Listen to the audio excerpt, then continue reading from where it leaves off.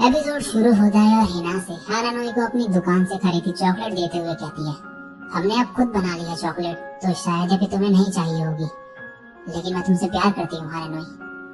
हानानोई इसे लेते हुए थैंक्स कहता है और बोलता है कि तुम श्योर हो कि तुम जो फील कर रही हो वो लव ही है। हिना से कहती है, क्यों ने कहा था कि लव सबके लिए अलग अलग चीज होती है, मुझे ये लव ही लगता है। हानानोई कहता है, मुझे तुम बहुत पसंद हो, अगर तुम साथ हो तो मुझे कोई नहीं चाहिए, ना फैमिली ना फ्रेंड्स। मैं तुम्हारे क्लोज रहना चाहता हूँ हमेशा, और किसी को भी तुम्हारे क्लोज नहीं देखना चाहता। क्या ये सब जानते हुए भी तुम मुझसे प्यार करोगी? तभी यहाँ किसी की आवाजें आने लगती है और गेट खुलता है और हानानोई की ग्रैंड मदर होती है ये, और हिना से वो देखकर कहती है, क्या तुम यहाँ इस लड़की को ले आए अकेले में टाइम स्पेंड करने के लिए? आई होप तुम लोग कुछ नॉटी चीज नहीं कर रहे थे। हानानोई कहता है, ऐसे कुछ भी मत बोलो। हिना से कहती है, हम बस केक बना रहे थे, मैं चलती हूँ अब घर पे, खाना चाहो तो खा लेना केक। हानानोई कहता है, रुको मैं भी साथ आता हूँ छोड़ने तुम्हें। और आगे जाते वक्त हानानोई इसके हाथ पकड़ लेता है और हिना से ब्रश करते हुए कहती है, बस यहाँ तक बहुत है, थैंक्स मेरे साथ आने के लिए। हानानोई कहता है, हमें कुछ टाइम बात बंद कर देनी चाहिए, मैं चाहता हूँ तुम सीरियसली सोचो उस बारे में जो मैंने तुमसे आज कहा। एक बार डिसीजन ले लो फिर आगे बढ़ेंगे हम। हिना से कहती है, लेकिन मैं सच में तुम्हें। हानानोई कहता है, मुझे पता है। और अब हिना से यहाँ से चले जाती है। हानानोई यह पास्ट का सीन याद कर रहा होता है जिसमें एक आदमी कह रहा होता है, फिर से गुड बनने का एक्ट कर रही हो, अगर तुम्हें कुछ चाहिए होता है तो सीधे बोल क्यों नहीं देते। दूसरी तरफ हिना से को हानानोई का मैसेज आता है कि स्कूल साथ जाना और लंच करना भी बंद कर देते हैं। और अगला दिन हानानोई हिनासे की लाइब्रेरी के बाहर भी नहीं आता और उसने इसे टेक्स्ट करना भी बंद कर दिया होता है। और स्कूल में भी हानानोई इससे बात नहीं करता है और ये लंच भी अपने दोस्तों के साथ करती है। अब घर जाते वक्त इसकी मॉम इसे मैसेज करके कुछ सामान मंगाती है। ये सुपरमार्केट जाती है और यहाँ पे सामान ले रही होती है कि तभी हानानोई की ग्रैंड मदर से टकरा जाती है और तभी कहती है, मैं हिना से उठा रहा हूँ, मुझे माफ कर देना उस दिन के लिए। उसकी ग्रैंड मदर कहती है, नहीं नहीं, मुझे वैसे बात नहीं करनी चाहिए थी तुमसे, मुझे माफ कर दो। तुम वही हो ना जिसने मुझे लास्ट ईयर कॉल करा था? तुम चले गई थी मेरे आने से पहले तो तुम्हें थैंक्स भी नहीं बोल पाई मैं। हिना से कहती है, कोई बात नहीं। ग्रैंड मदर कहती है, क्या तुम पास ही रहती हो? हिना से कहती है, हाँ। ये बोलती है, तो फिर थोड़ा और टाइम क्यों नहीं रुकती मेरे साथ यहाँ पर? नेक्स्ट दिन में ये एक साथ कॉफी पी रहे होते हैं और इसकी ग्रैंड मदर कहती है, तो तुम सब एक साथ श्राइन गए थे और साथ में कुकिंग की, तो इसका मतलब वो एक नॉर्मल हाई स्कूल लाइफ जी रहा है। वो मुझे कभी भी कुछ भी नहीं बताता, अगर वो अनहेल्दी लाइफ स्टाइल जी रहा होता तो मैं उसे अपने साथ ले जाती।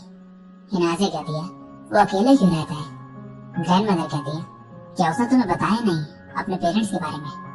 हिना से कहती है, उसने कहा कि वो डॉक्टर्स हैं जो ओवरसीज वर्क करते हैं। ग्रैंड मदर कहती है, वो एग्जैक्टली वर्क नहीं करते, उसके पेरेंट्स पुअर कंट्रीज में ट्रैवल करते हैं और उनकी मदद करते हैं जो मेडिकल ट्रीटमेंट अफोर्ड नहीं कर सकते। हिना से कहती है, मैंने ऐसे लोगों के बारे में टीवी शो पे देखा था। ग्रैंड मदर कहती है, वो बच्चों की मदद करते हैं, वो बहुत ही अच्छा काम कर रहे हैं लेकिन खुद के बच्चे को इग्नोर कर रहे हैं। मैंने हानानोई का ख्याल रखा, शायद वो इससे एम्बैरेस्ड होगा। जब वो हाई स्कूल जाने लगा तो वो अकेले रहना चाहता था, लेकिन रिसेंटली वो थोड़ा बदल गया है। पहले उसे फूड में इंटरेस्ट नहीं था, लेकिन अब वो मुझसे कुकिंग के बारे में पूछता है और अपने प्लेट भी धोता है। हिना से कहती है, वैसे आपके हाथ को क्या हुआ? ये कहती है, ये उसके लिए खाना बनाते वक्त जल गया था, मैंने उसको कहा कि ये ठीक हो जाएगा अपने आप, लेकिन फिर भी वो मुझे हॉस्पिटल ले गया। नेक्स्ट दिन में हिना से घर पे होती है और हानानोई को मैसेज टाइप करती है एक, कि जब से हम अलग हुए हैं मुझे समझ आने लगा है कि स्पेशल थिंग्स काफी इंपॉर्टेंट होती है किसी के लिए भी, लेकिन जब तुमने कहा कि तुम्हें बाकी किसी की परवाह नहीं, मुझे नहीं लगा था कि ऐसा है। मुझे पता है कि वो कहने का तुम्हारे पास कोई रीजन होगा।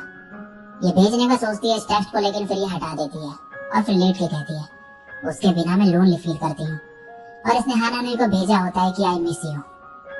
अब रात में हिना से सो रही होती है कि तभी इसे कॉल आता है। ये उठाती है और इसमें हानानोई का होता है। ये फोन में बहुत ही हाफ रहा होता है और ये कॉल पे बोलता है, सॉरी मुझे अभी तुम्हारा टेक्स्ट मिला। हिना से इसे बाहर खड़ा देखती है और ये भागते हुए नीचे जाती है और गेट खोल के सीधे हानानोई को हक कर लेती है। नेक्स्ट दिन में ये पार्क में बैठे होते हैं और हिना से कहती है, मैं श्योर हूँ कि मैं तुम्हें पसंद करती हूँ, मैं एक आइडियल गर्लफ्रेंड बन पाऊँ या नहीं पता नहीं, मैं कॉन्फिडेंट नहीं हूँ। क्या हम एक साथ नहीं रह सकते अलग सोच होते हुए भी? जब हम कुकिंग कर रहे थे मैं बहुत ही खुश थी, और सिर्फ वही नहीं, और भी कई बार ऐसे मोमेंट्स हैं जब मैं तुम्हारे साथ खुश थी, और अगर ऐसी चीजें ऐड होती रही तो मुझ में कॉन्फिडेंस आ जाएगा। मुझे लगता है ये शुरुआत है, तो क्या तुम मुझे डेट करना चाहोगे? हानानोई कहता है, ये मुझे पूछना चाहिए। हिना से बोलती है, तुम रो क्यों रही हो? हाननोई कहता है, मैं रो नहीं रहा। अब रास्ते में कहता है, आई एम सॉरी, कॉन्फिडेंस तो मुझ में नहीं है। और फिर कहता है, आई लव यू, और इसके करीब जाने लगता है। हिना से शर्माते हुए कहती है, क्या इसका मतलब है? और आइस क्लोज कर लेती है और हाननोई इसके फोरहेड पे किस करता है।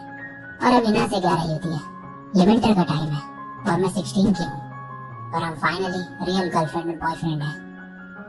नेक्स्ट सीन में पास का सीन दिखाया जाता है। हाननोई बुक पढ़ रहा होता है, तभी वही आदमी आता है और कहता है, तुम तो और भी ज्यादा सैड लग रही हो। हाननोई कहता है, मेरे मॉम और डैड ने कहा था कि नेक्स्ट वीक जापान आ जाएंगे, लेकिन अब वो नहीं आ रहे हैं। ये आदमी कहता है, तो ये बात है, एक डॉक्टर की लाइफ सरप्राइजेस से भरी हुई होती है। हाननोई कहता है, उन्हें मेरी परवाह है भी या नहीं, पता नहीं। ये आदमी कहता है, तुम्हें भी फ्रीली जीना चाहिए, तुम्हारे पेरेंट्स जैसे। तुम्हें किसी को ढूंढना चाहिए जिसे तुम प्यार करते हो।